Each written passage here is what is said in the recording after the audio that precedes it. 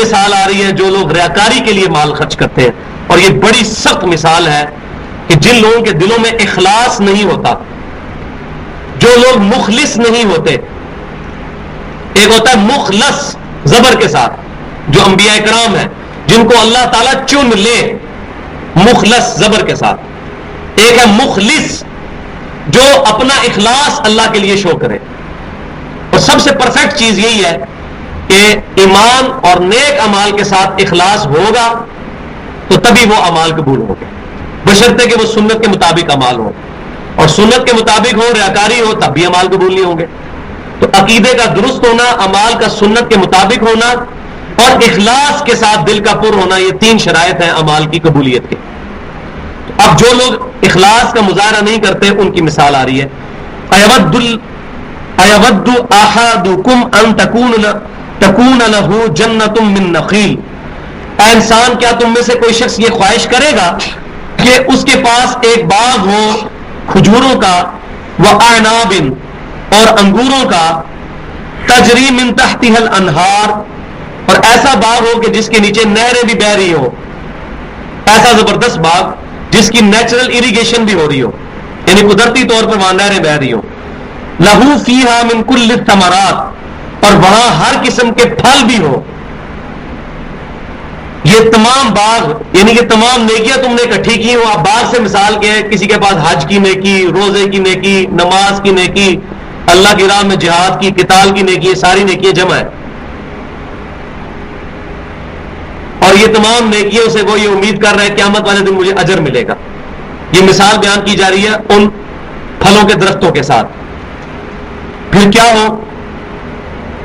ساتھ ہی ساتھ ایک اور چیز ہو، وَأَصَابَهُ الْكِبَرُ وَلَهُ ذُرِّيَّةٌ ضُعَفَاءُ، اس پر بڑھاپا بھی چھا چکا ہو اور اس کے بچے جو ہیں وہ بھی چھوٹے ہوں.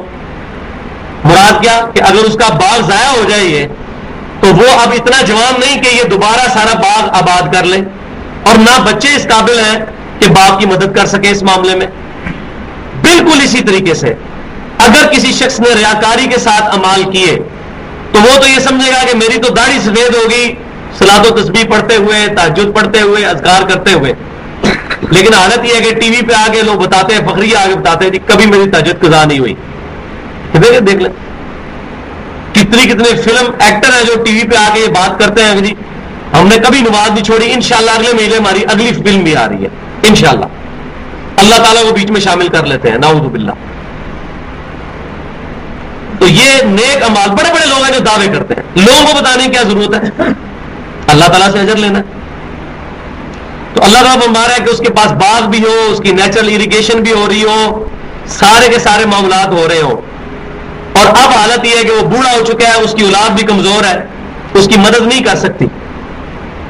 اب اس ظاہر ہے کہ اگر کسی شخص نے اخلاص کے ساتھ نیکیاں نہیں کی اور بوڑھا ہو گیا، اب دوبارہ تو اپنی جوانی واپس نہیں لا سکتا. پھر اللہ تعالیٰ فرماتا ہے فَأَصَابَهَا إِعْصَارٌ فِيهِ نَارٌ فَاحْتَرَقَتْ، اچانک ایک آگ کا بگولا آئے اس کے باغ کے اوپر اور ہر چیز جل بھن جائے. یہ آگ کا بگولا کیا ہے؟ ریاکاری کا بگولا، کہ ریاکاری کی تھی، اللہ تعالیٰ نے اس کا سارے کے سارے اعمال ضائع کر دیے. كَذَلِكَ يُبَيِّنُ اللَّهُ لَكُمُ الْآيَاتِ، ایسے ہی اللہ تعالیٰ اپنی آیات کھول کھول کر بیان کرتا ہے تمہارے لیے.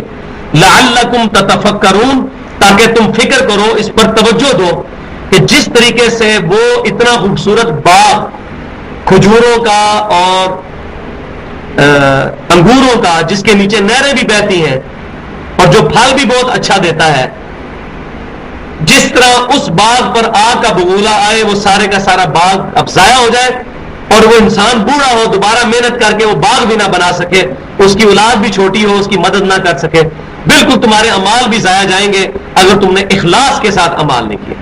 وَلِعَوْذُ بِاللَّهِ تعالیٰ. تو انسان کو مسلسل اپنا محاسبہ نفس کرنا چاہیے کہ میں یہ عمل کسی کو دکھلانے کے لیے کر رہا ہوں کہ خالصتاً اللہ کی رضا کے لیے کر رہا ہوں. اور جب یہ چیز ذہن میں آ جائے کہ میں کسی کو دکھانے کے لیے کر رہا ہوں، اس عمل سے پیچھے ہٹ جائے. اگر فرض عمل ہے تو پھر چاہے دکھلاوا آ رہا ہے یا نہیں آ رہا، فرض عمل تو ہے ہی دکھلاوا. آپ کوئی شخص کہے کہ میں نے فجر کی نماز جماعت کے ساتھ مسجد میں اس لیے نہیں پڑھی کہ لوگ کہیں گے جماعت کے ساتھ نماز پڑھ رہا، ایسا نہیں. یہ نفلی عبادات کے بارے میں. فرض نماز جو ہے وہ اوپن ہے، وہ تو سب کے سامنے پڑھنی ہے. اسی طریقے سے سنت اعمال جو اللہ تعالیٰ کی طرف سے ہم پر لازم کیے گئے ہیں وہ سب کے سب اوپنلی کرنے والے، اس میں اب ریاکاری والا مسئلہ نہیں ہے.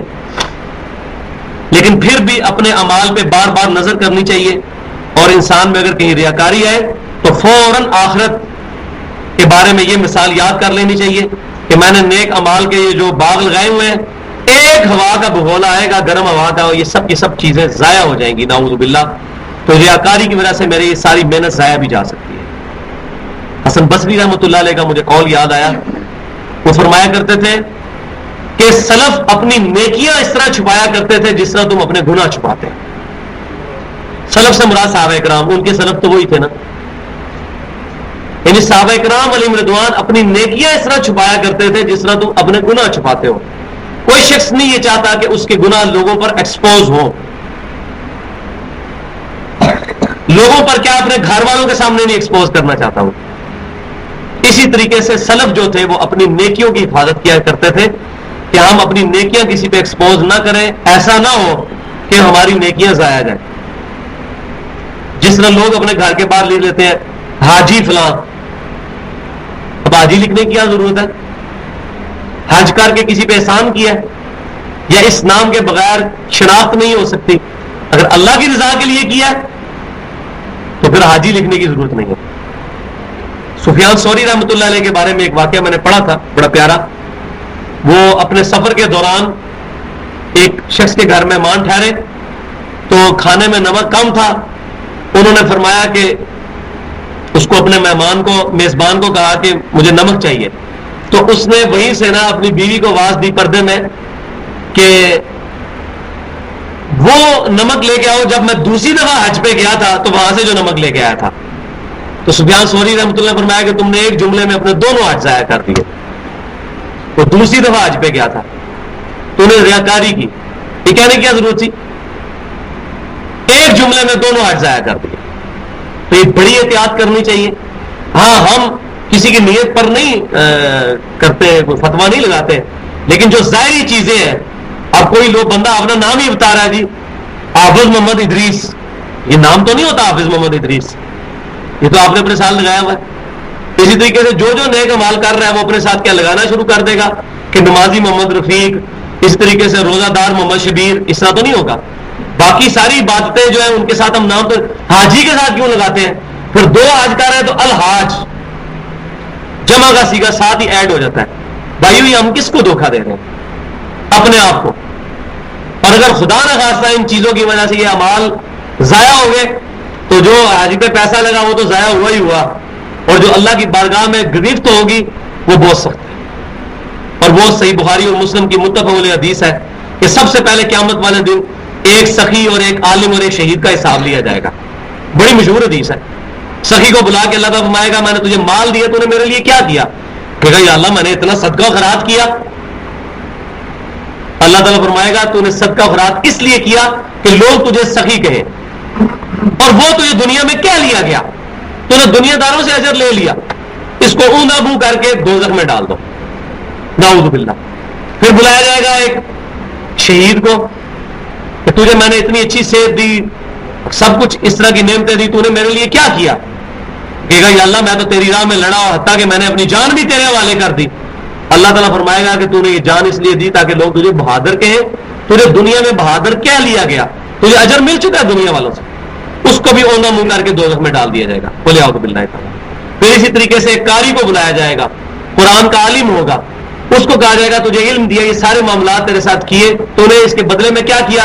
تو کہے گا یا اللہ میں نے اس کے ذریعے لوگوں کو علم سکھایا، میں نے یہ کیا، میں نے وہ کیا. اللہ تبارک و فرمائے گا تو نے یہ سب کچھ ریاکاری کے لیے کیا. اور آپ حیران ہوں گے، مجھے تو مولویوں کا بڑا قریب ٹچ ملا ہے. مولویوں کے نام اشتہاروں کے اوپر چھوٹے لکھ دیے جائے نا تو اس کے اوپر لڑ پڑتے ہیں کہ یہ کونے نے ہمارا اشتہار کیوں لکھا ہے، بڑا کر کے لکھو. تو کس کو دکھا رہے ہیں؟ حالانکہ دین کی الف بے نہیں آتی ہوتی.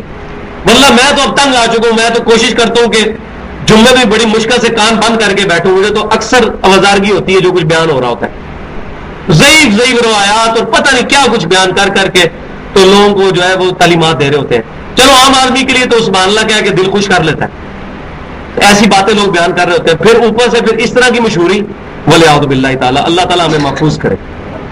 तो रियाकारी से बचना है। ये आज का हम ये भी आज दर्स लेके जाएं कि हमने अपने नेक अमाल की उस तरह हिफाजत करनी है जैसे अपने गुनाहों की हिफाजत करते हैं, कि हमारे गुनाह किसी पर एक्सपोज ना हो, और अल्लाह ताला हमें गुनाहों से भी महफूज फरमाए। अब दूसरा रुकू इसी कॉन्टेक्स्ट में आ रहा है।